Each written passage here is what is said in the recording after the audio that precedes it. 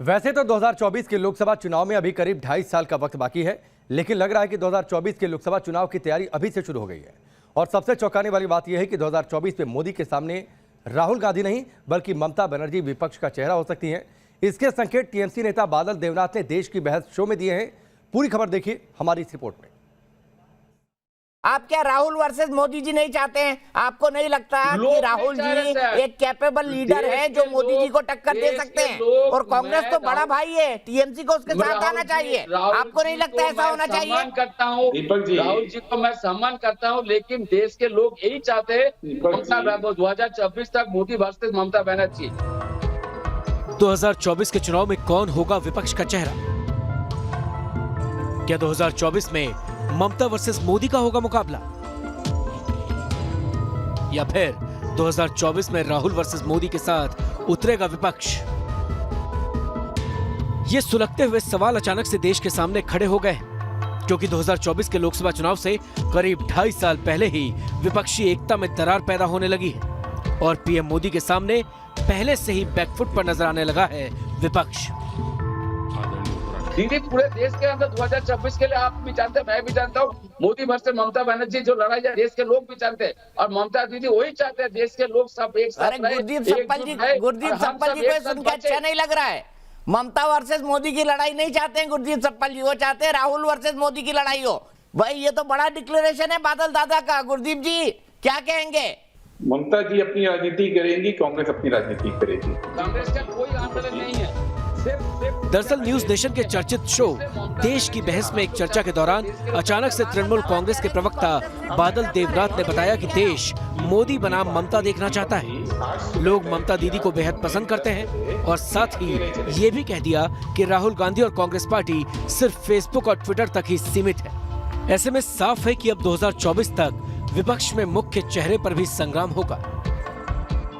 कांग्रेस का कोई आंदोलन नहीं है, सिर्फ ट्विटर में, फेसबुक में है, इसलिए ममता बनर्जी को सब लोग चाहते हैं, पूरे देश के लोग चाहते हैं। बादल दादा कह रहे हैं कि कांग्रेस सिर्फ ट्विटर पर है, ये मैं नहीं कह रहा हूँ। इनकी पार्टी दीपक जी आज सुबह तय किया इन्होंने 10 बजे ये अकेले चलेंगे, और जब सब पॉलिटिकल पार्टीज की मीटिंग हुई अपोजिशन की खड़गे साहब के कमरे में, उसमें नहीं आई। लेकिन उसके 15 मिनट बाद देखा कि सबके सब प्रोटेस्ट कर रहे हैं गांधी मूर्ति के सामने, और ये अकेले रह गए, तो चुपके से आके जुड़ गए। मोदी जी को कोई हरा पाएगा तो ममता। शो के एंकर दीपक चौरसिया ने कांग्रेस प्रवक्ता गुरदीप सप्पल से ये पूछा कि क्या सच में देश ममता वर्सेस मोदी देखना चाहता है, या फिर मोदी बनाम राहुल को ही आप बड़ी टक्कर मानते हैं? इस पर उन्होंने टीएमसी प्रवक्ता पर जमकर पलटवार किया और गलत सलाहकारों पर नसीहत दे डाली। स्टेटमेंट देके बयान दिया था, मोदी जी को कोई हरा पाएगा तो ममता बनर्जी, ये टीएमसी का दावा है। दीपक जी मुझे लगता है टीएमसी के जितने लोग हैं ना, उन्होंने प्रशांत किशोर को ज्यादा सुनना शुरू कर दिया ममता जी की बजाय। और वो आपके भी सलाहकार रह चुके हैं।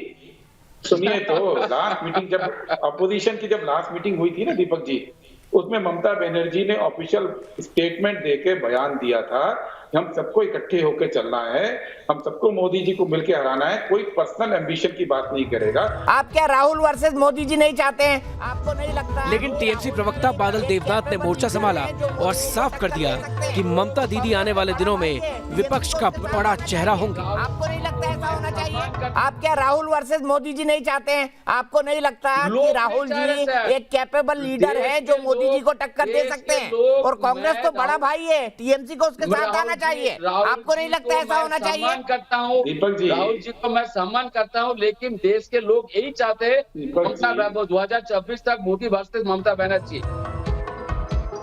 आपको बता दें कि कुछ दिनों पहले बंगाल के मुख्यमंत्री ममता बनर्जी ने अपने दिल्ली दौरे के दौरान पीएम मोदी से मुलाकात की थी।